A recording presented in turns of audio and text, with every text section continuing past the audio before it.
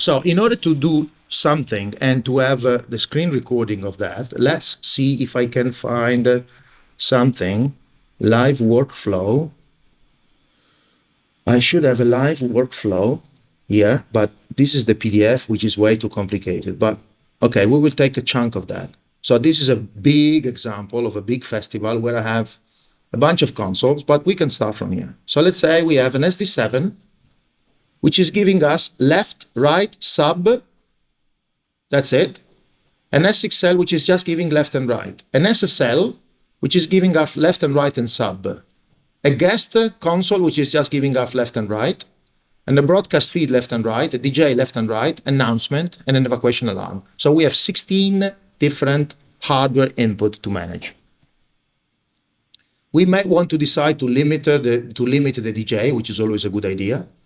EQ the DJ because this guy is crazy and my PA is not tuned for the PA. And maybe I want to have the broadcast EQ because maybe what I'm getting from the broadcaster is not really ready for my PA. But usually you don't re-EQ the input from a different console. But you have the freedom to do it.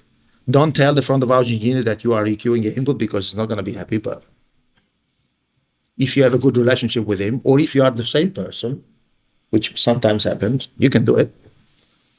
You tell your left side, not tell the right side that I'm EQing the input. But then the other side of the game is tell me how complicated is your PA system. So you have an array left and right, an outfield left and right, an upfield left and right, front field center, front field side. Why two? Well, because the stage is so wide that they might need a different alignment, or because I like to reproduce a kind of stereo image.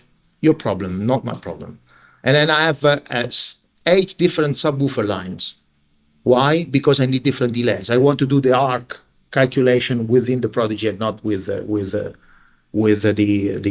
speaker manufacturers. And then I have 8 delay metrics.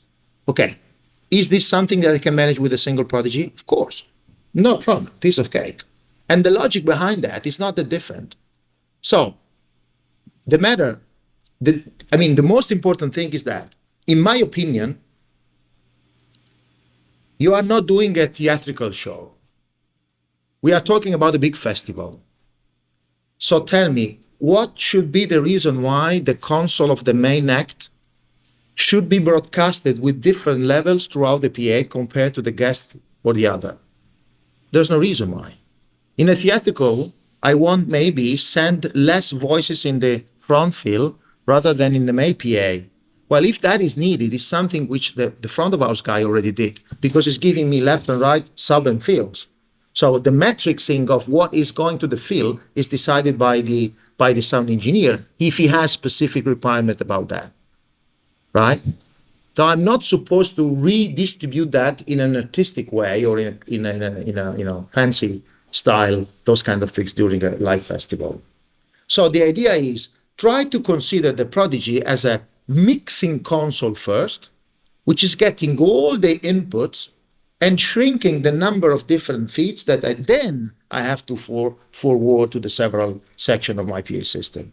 So out of the 16 different input, I'm creating a left, a right, an infield, and a subwoofer line.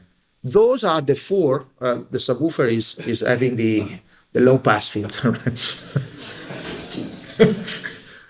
Had a motorcycle accident, a few years ago. Okay, let's use this one. I have four lines that I'm then forwarding towards the PA system. Whenever I need to create a mono, I simply have the possibility to get left and right and sum it at -6, and I have the mono things. So say, for example, the delay stereo really usually is a mono feed. So take your main left and right that you create inside with the Prodigy. Then if the left or right is broadcast or is providing you the main console, the support band, the DJ, the presenter, who cares? It's something that should reach that. So if you do that, it's much easier.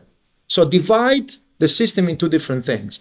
A main matrix mixer to reduce the number of the input. At that point, if they are more than 16, who cares? The mixer is getting bigger. But maybe one console at a time is playing, or maybe not. Maybe at the end of the festival, there's a big jam session where you have to mix 8 consoles at the same time, if you can fit all of them on stage, right?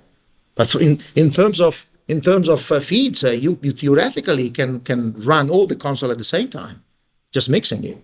Especially because you have 416 hardware input and 420 output. So you don't have to disconnect one console towards the other one. So you have as many input as you want. So no problem, right?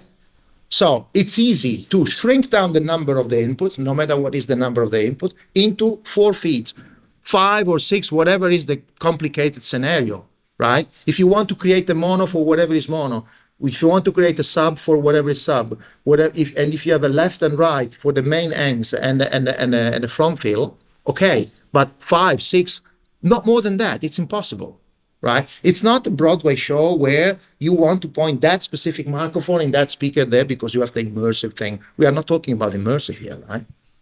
That's a different thing.